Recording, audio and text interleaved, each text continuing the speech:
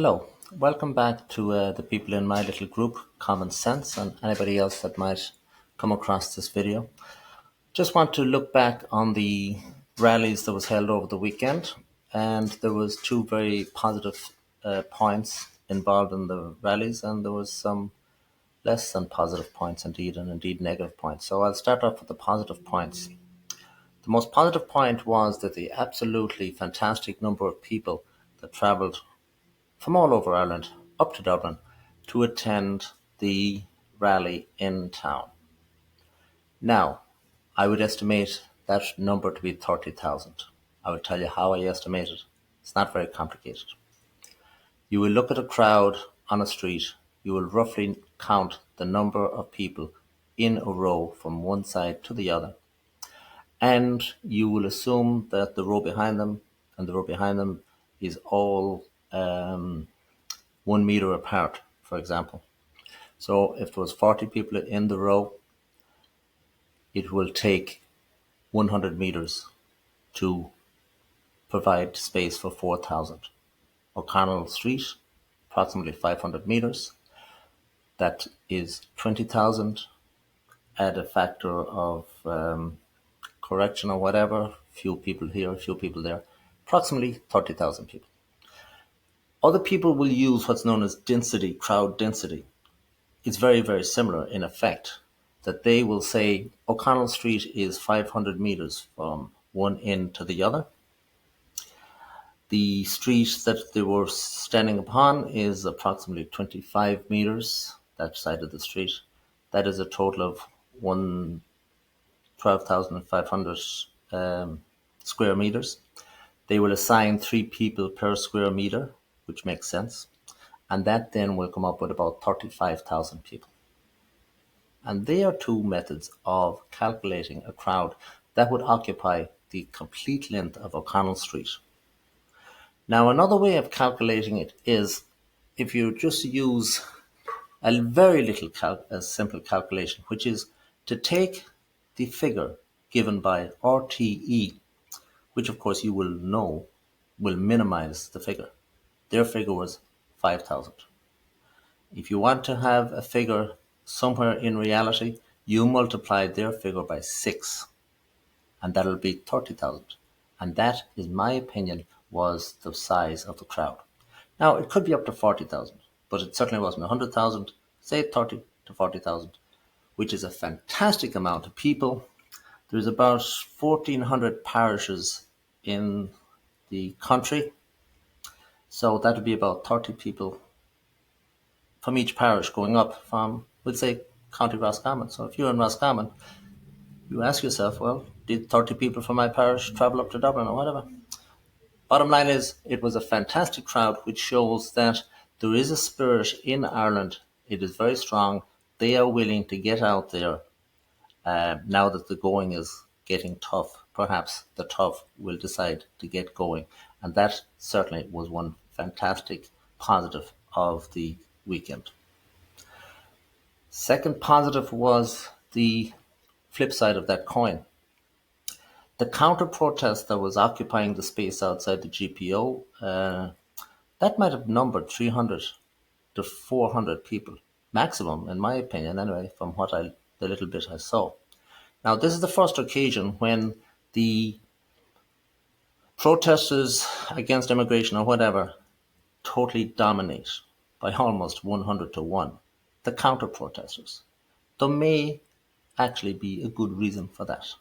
The reason for that is those counter protesters, except for a fool playing a Bowron or whatever, or a TD or whatever, they may actually be paid to attend that.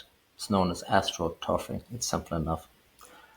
We are told that Mr. Musk of Tesla fame has severely restricted the amount of US taxpayers' money that has been sent all over the world for this, that, and the other forms of cardiology.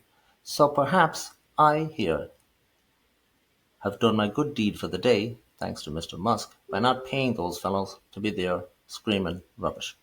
And that certainly was two fantastic things. Now, the negatives were that another protest was completely overshadowed out in the Phoenix Park. I believe it got very small numbers, and that's not surprising at all because, as somebody said on Facebook to me, the big guys are going to be in town.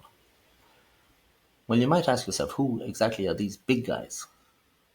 One big guy I see on the news today has received news that there is a court down in Florida that has issued a summons, which is to be delivered by the Giacona, and that fellow has plenty on his plate, indeed. I hope he gets out of it because, in my opinion, all these cases against the likes of this said individual are all baloney. They are what's known as lawfare. He might be no saint, to say the least, but he certainly would not be guilty of the crimes he is charged in the manner he's been charged for them, and we will leave that very well alone. The other problem with the meeting was that there was only four, to the best of my knowledge, people allowed to speak. That was just a travesty because people would have come from far and near, from Kerry, from Clifton, from Malin I think that's the furthest point up there in Donegal. If there's a place above that, they might have came from there as well. Who knows? But they came a long way. They would have travelled 4 hours, maybe 5 hours, depending on the road, which sometimes is not too good, at great cost. The, the fact is, these people will not wish to hear just four people repeat word for word almost the exact thing that has been repeated now ad infinitum till the cows come home. Those four people should be ashamed of themselves by not allowing people to speak.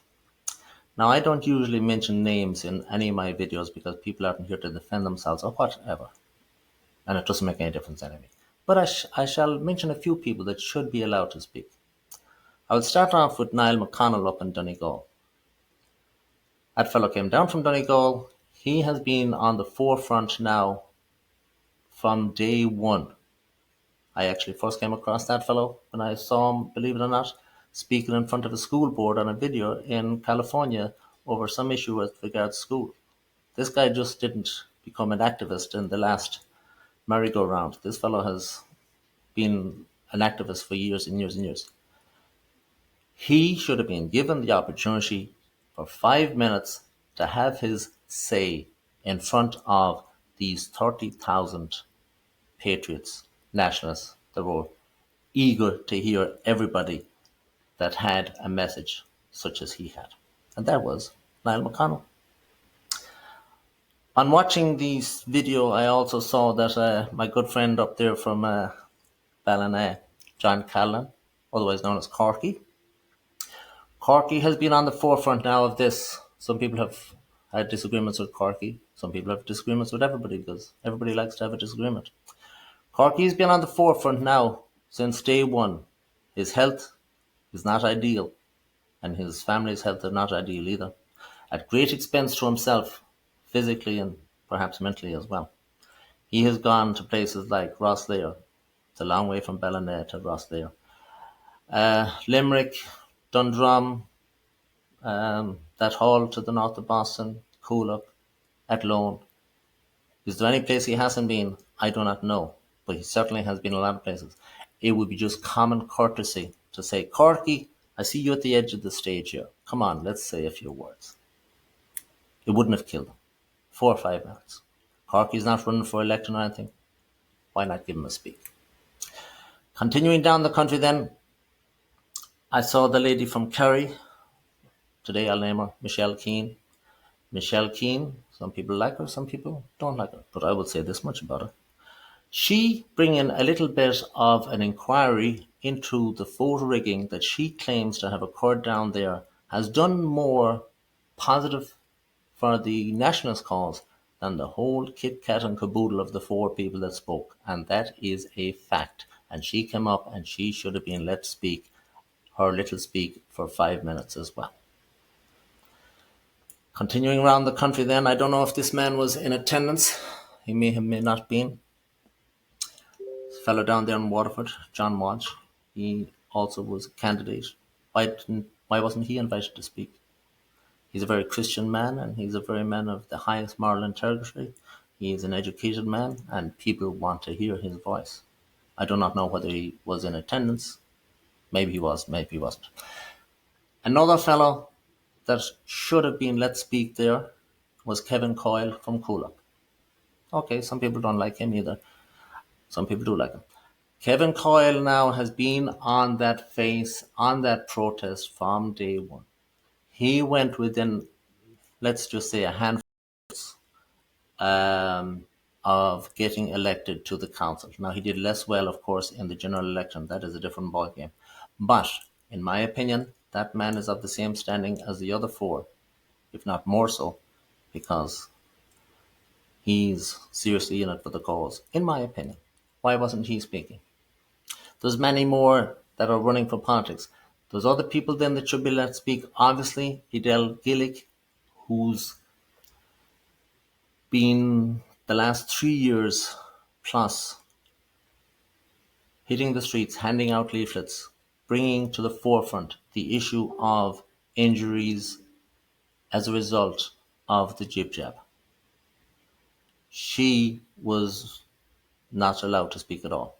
She did give a little bit of an impromptu speech as she walked along beside the piper. I happened to come across it on Facebook. I put it on Facebook, and in my clip alone, it reached 6,500 views.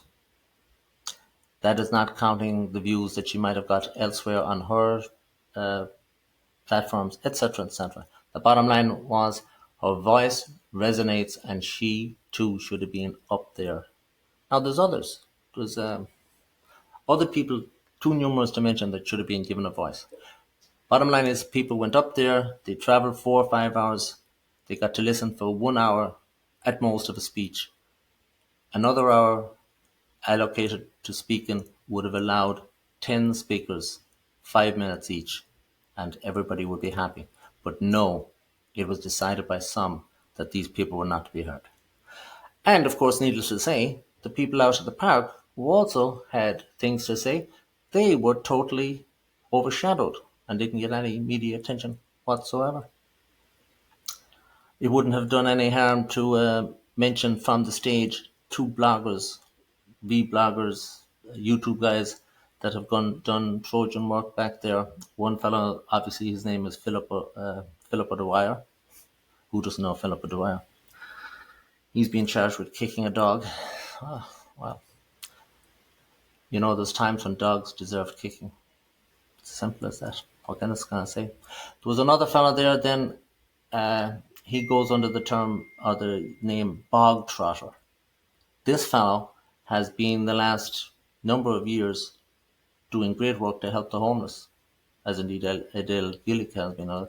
He should have been asked to speak.